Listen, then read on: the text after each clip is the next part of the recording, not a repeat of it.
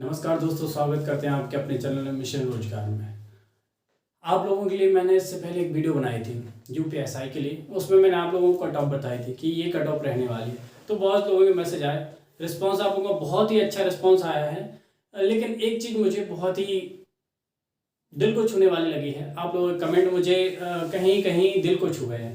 मतलब आप ये सोचे, आपने जो बात की है, कुछ लोगों ने बताया कि सर मैंने 2 साल से कंटिन्यू पढ़ाई की है, कंटिन्यू तैयारी की है और उसके बाद जॉब भी नहीं की। मैंने जॉब छोड़ के 2 साल कंटिन्यू एसआई के लिए तैयारी की है। तो मैं आपका जज्बा समझ सकता हूँ और वो जज्बा बरकरार रखिए भाई। उम्मीदें नहीं हारनी है। ऐसे थोड़ी ना होता है कि आप अगर एक एग्जाम में क्वालिफाई नहीं हो रहे हैं या वो वैकेंसी नहीं हो रही है तो आगे जाके क्या आपका फ्यूचर नहीं है क्या?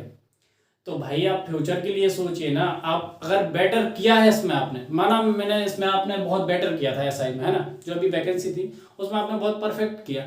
लेकिन अगर नई वैकेंसी हुई तो क्या आप आगे जाके और परफेक्ट नहीं कर सकते? भाई इसके आगे भी और मौके आएंगे आपके पास। अगर ये कैंसिल होती तो इसी में दोबारा मौका मिलेगा।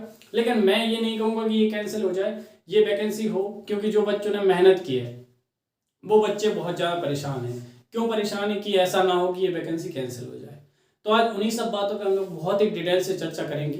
मैंने इसके बारे में बहुत चीज़ें पता की हैं क्योंकि मुझे लगा कि कहीं ना कहीं मुझे आप लोगों को ये चीज़ें बतानी चाहिए कि भाई ये सब जो अफवाहें उड़ रही हैं वो सही है या गलत है। क्योंकि भ्रम एक है, भ्रम का कोई इलाज नहीं होता भाई। सही बताएं तो कोई भ्रम भ्रम है जो, उसका कोई इलाज नहीं। और दूसरी बात, अगर आप एक चीज़ सोच लें, आप अगर सोचें कि आप अंदर अंदर क्या कर रहे हैं, अपने आप को ही डिप्रेस कर रहे हैं, तो ये तो आप अपने साथ गलत कर रहे हैं, है ना। अगर आप ये अफवाहें सुन के अपने आप को सोच रहे हैं कि आपका सिलेक्शन नहीं है, आप पछताएं उस चीज़ को लेके, तो फिर क्या ही मतलब है भाई, है ना। क्या ही मतलब है कि आप इतनी अच्छी तैयारी करके और ऐसे हालात में रहें।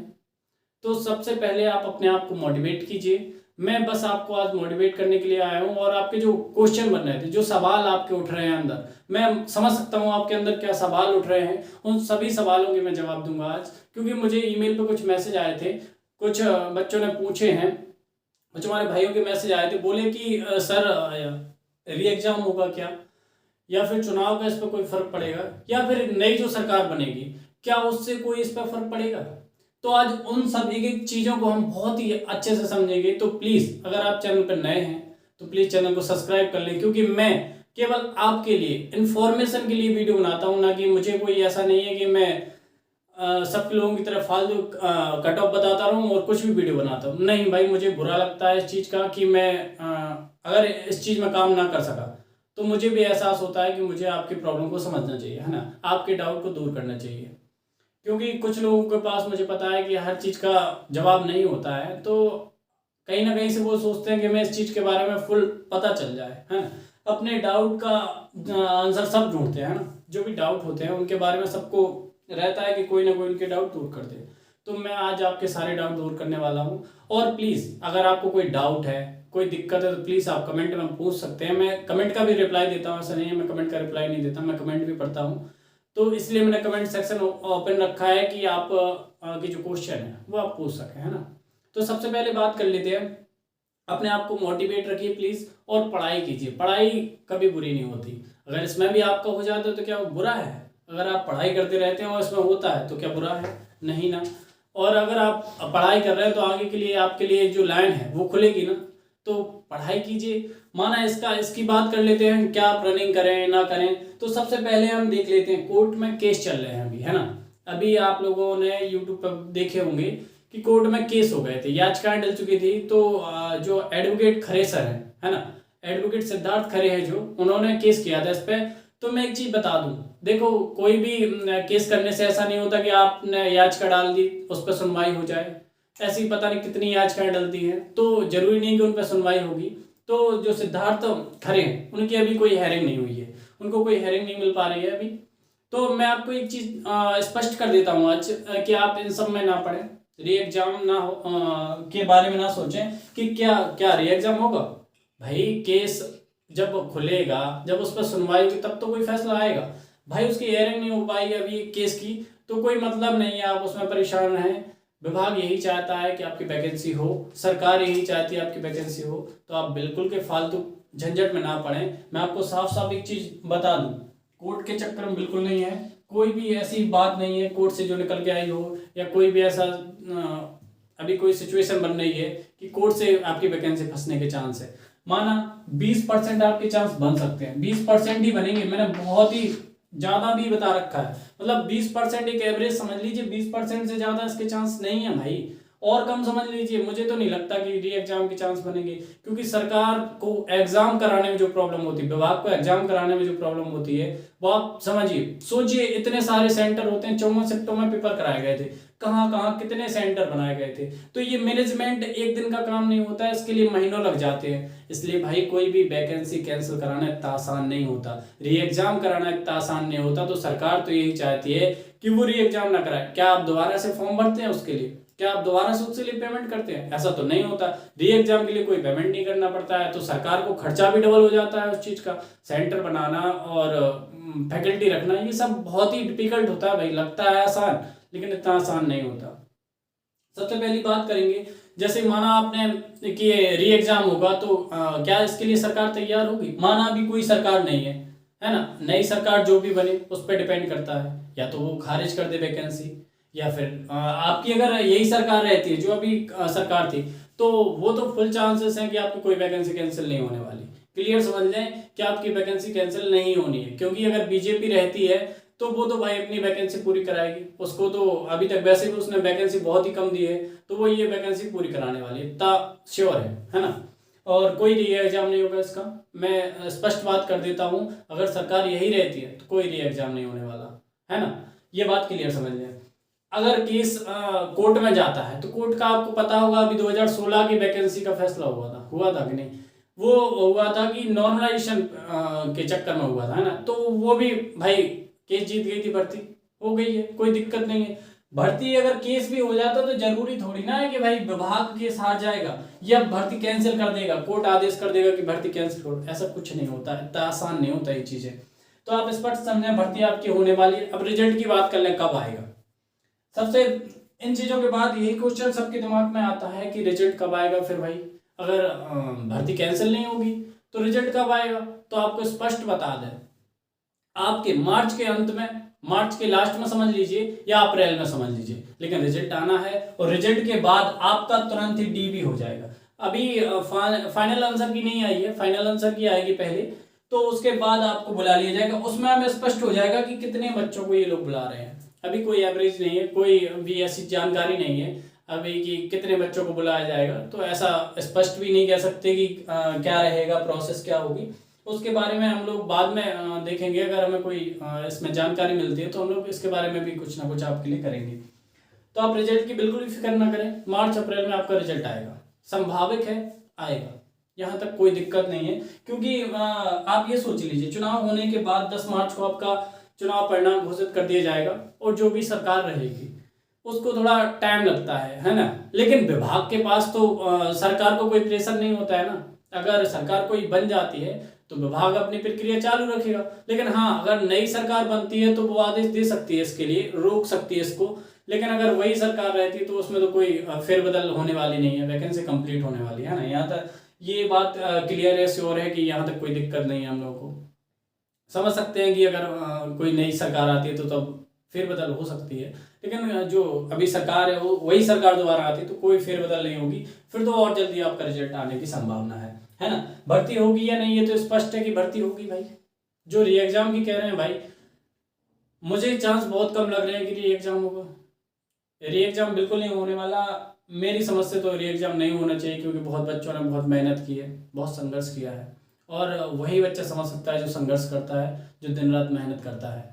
और मेहनत करने वालों के लिए एक अपॉर्चुनिटी मिलना बहुत ही मुश्किल होता है ना। और उनके लिए बहुत ही अच्छा मौका था, उन्होंने बहुत ही बेटर किया, तब जाके उन्हें अभी ऐसा लग रहा है कि अगर उनका नहीं हुआ तो उन्हें बहुत दिक्कत होगी, क्योंकि उन्होंने इसके लिए बहुत मेहनत की है। तो अपने दिमाग से ये वहम उठा दें।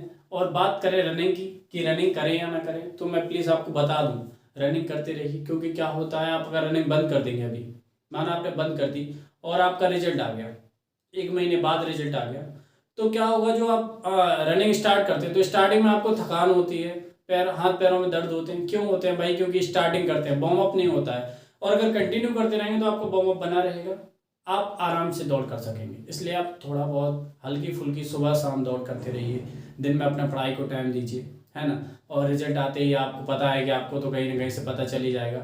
वैसे भी आप हमारे चैनल पर बने रहिए, कोई भी नई अपडेट आती है तो हम आप तक जरूर पहुंचाएंगे। हम फालतू वीडियो लेके बिल्कुल नहीं आएंगे, जब भी कोई इन्फॉर्मेशन आएगी तभी हम वीडियो आपके लिए प्रोवाइड कराएंगे। और इन चीज़ों के लिए मैंने इसलिए वीडियो बनाई है क्योंकि मुझे लगा कहीं ना कहीं आपको बताना जरूरी है कि इन सब चीज़ों में कुछ नहीं रखा, आपकी वैकेंसी होगी।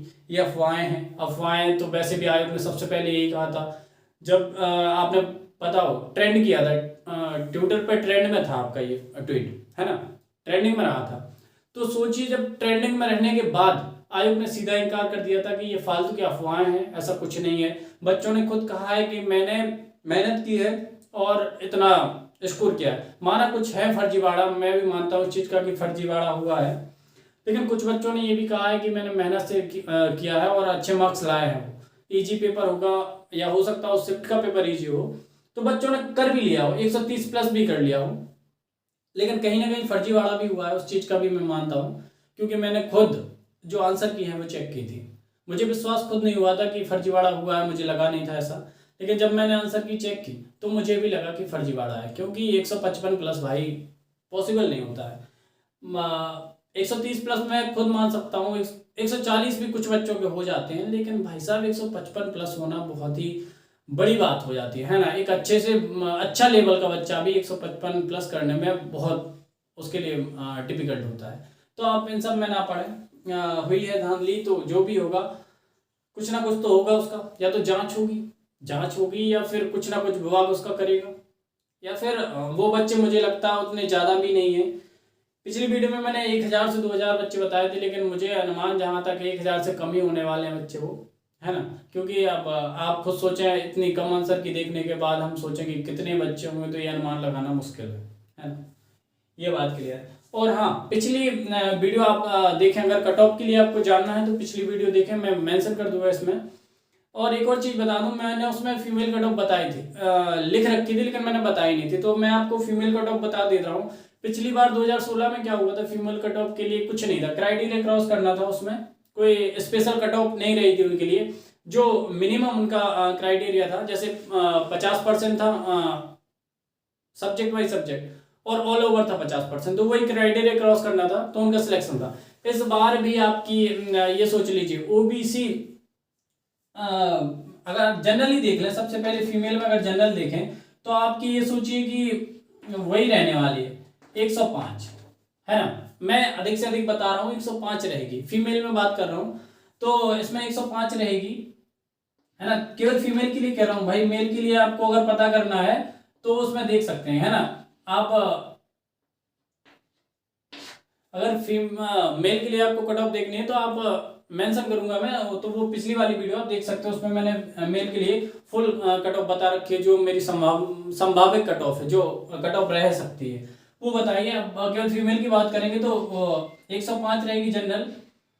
इसके बाद अगर ओबीसी की बात करें तो आपकी बहुत से बहुत 95 प्लस रहेगी, है ना, 95 प्लस ही रहेगी, है ना। इसके बाद अगर एससी की बात करें तो एससी के लिए आप 85 प्लस समझ लें, 85 प्लस समझ लें। इसके बाद एसटी 80 रहेगा, वही है, एवरेज यही रहने वाली है, एवरेज बिलो यही रहने वाली है, इससे हाई कुछ नहीं होगी। क्योंकि फीमेल के लिए एक तो अलग से पोस्ट रखी है, इस बार 1500 कुछ पोस्ट फीमेल के लिए है, तो ये चीज समझ लें कि कट ऑफ कुछ हाई भी नहीं रहेगी, आपका आराम से हो सकता है इनमें, ये संभावित है, इससे बढ़ भी सकती है कट ऑफ, ऐसा नहीं है कि यहीं रुक जाएगी।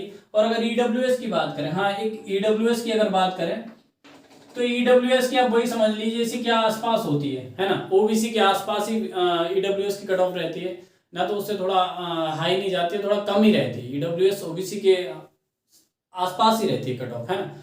तो बात क्लियर होगी, आपके एक एक डाउट दूर हो गए होंगे। अगर आपको कोई भी डाउट होता है तो प्लीज़ आप कमेंट में पूछ सकते हैं, मैं कमेंट में रिप्लाई देता हूँ। इसमें मेरी ईमेल आईडी भी पड़ी है, आप ईमेल में मैसेज भी कर सकते हैं, और आप चैनल को सब्सक्राइब करें, बेल आइकन प्रेस कर लें। कोई भी इंपॉर्टेंट वीडियो आती है हम आपको जरूर प्रोवाइड कराएंगे, सबसे पहले आपको प्रोवाइड कराएंगे, है ना। फालतू के अफवाह में ना रहें, ऐसे ही अपना प्यार बनाए रखें। Thank you so much.